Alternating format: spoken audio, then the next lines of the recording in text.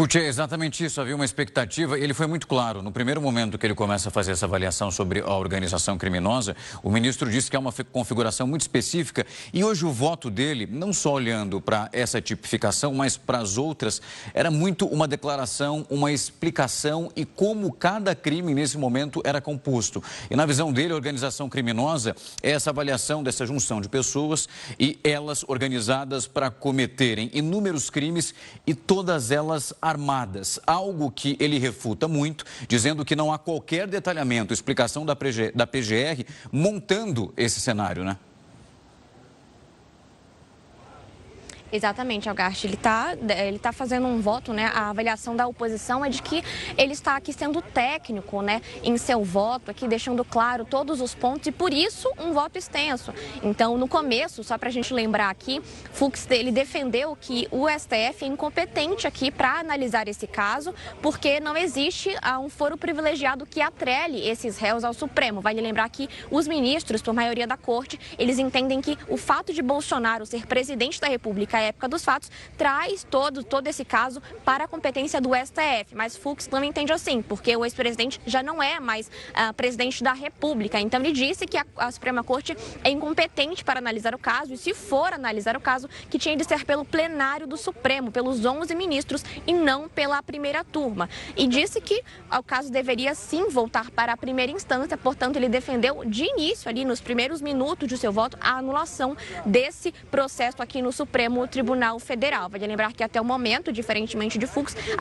existem 2 votos para condenar Bolsonaro e outros réus por tentativa de golpe de Estado por esses 5 crimes que a gente já elencou aqui hoje, sendo o voto do próprio relator Alexandre de Moraes e também do ministro Flávio Dino. Amanhã, quem deve votar é a ministra Carmen Lúcia e, posteriormente, o presidente da primeira turma, ministro Cristiano Zanin. E a expectativa é de que esse julgamento pela condenação à absolvição termine amanhã e que sexta-feira os ministros eles sentem para definir aqui a dosimetria das penas. Portanto, se eles forem condenados, qual é o período, qual é a pena, né? Quantos anos cada um devem ficar ali na detenção, Algarte? A gente falava muito sobre a análise e o rito desse julgamento, inclusive olhando para os embargos infringentes. A gente já conversou com juristas dizendo que nós teríamos, nesse instante, 2 votos que precisariam ser proferidos para que nós chegássemos, nesse momento, em uma outra análise. E, por enquanto, de acordo, pelo menos, o movimento que estamos acompanhando aqui, Fux deve ser um voto solitário. A gente não pode cravar, obviamente, porque a partir de amanhã nós teremos uma outra rodada. Mas esse rito possivelmente não acontece. Porque o que é importante a gente fazer essa análise para explicar para quem nos acompanha, porque o ministro Fux, ele segue uma linha que eu acredito você logo no início já trouxe o que diz a defesa do ex-presidente Bolsonaro, mas não só ele, quando nós mostrávamos aqui cada um deles naquele momento defendendo os réus, informando que não tiveram tempo, que a defesa foi cerceada, era uma quantidade imensa de documento. Hoje, Fux fala disso, que ficou, digamos, dias e noites, noites e dias, para conseguir entender e verificar exatamente o que poderia ser feito. É um ministro que justamente vai numa linha muito apontada pela defesa dos 8 réus nesse momento.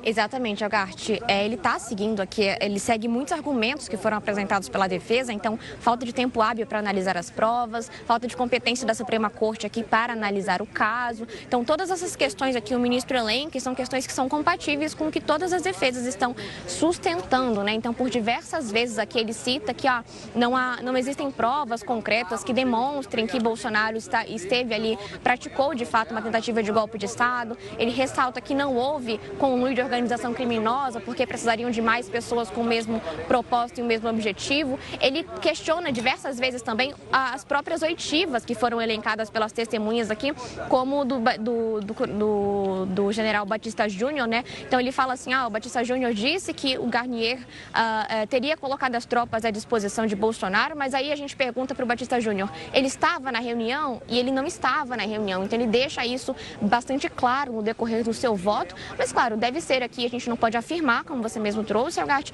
mas ele deve ser um voto vencido pelos demais ministros aqui. Fux já indicava essas divergências desde o início. Então, portanto, desde o momento em que o Supremo, a primeira turma, aceitou a denúncia da PGR, ele já indicava ali que tinha essa divergência. Quando começa o ato executório? Será que o ato executório já é a reunião entre Bolsonaro e os comandantes das Forças Armadas ou não? Precisaria de fato, ter assinado ali alguma minuta de decreto de golpe ou na linha do que o próprio relator, ministro Alexandre de Moraes, coloca no entendimento de que o fato de Bolsonaro se reunir e propor uma minuta de estado de sítio ou de defesa, sem que exista ali uma disposição externa, né, constitucional para que isso aconteça, já seria uma tentativa de golpe. Fux não entende assim. Fux entende que para que tivesse esse ato executório, que de fato existisse ali o aval de outras forças da República. Então ele fala, para que existisse um estado de sítio, né, para que Bolsonaro decretasse isso, precisaria de outros meios também, como o aval do Congresso Nacional,